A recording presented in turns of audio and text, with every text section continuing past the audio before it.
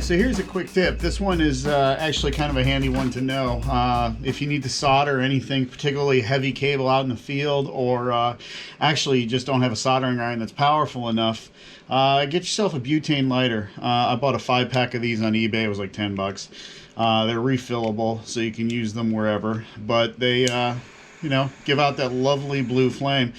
So here's how to do it. No soldering iron required. You take your connector. Now, you know, as with everything, preparation is like 90% of it. So same holds true here. Obviously, we want to, you know, these things are going to get hot. So, you know, make sure it's kind of fixtured up in a way where it's workable. So first order of business is to heat this up with the lighter. You don't want to overheat it because when you do, it starts turning kind of weird colors. Just hot enough to actually melt the solder. And it'll just kind of flow right in there.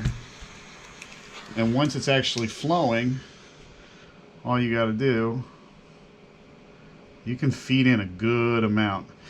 Now for these things, obviously these are the wires for the electrical Vortec motor. And what's interesting is that these particular cables are smaller than on the other motor. It's because of the difference in the winding. It's not going to get into it here. So let's flip this thing open.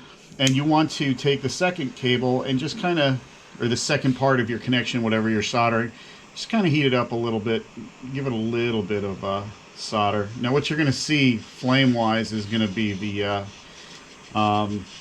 rosin in the solder. Now you can use external rosin if you want, but basically you just want a nice little puddle, so to speak.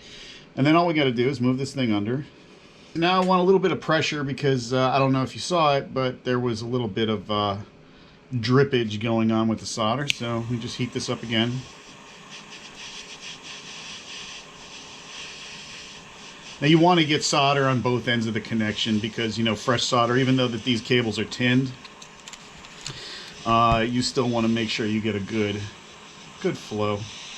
And I'm going to heat shrink these again.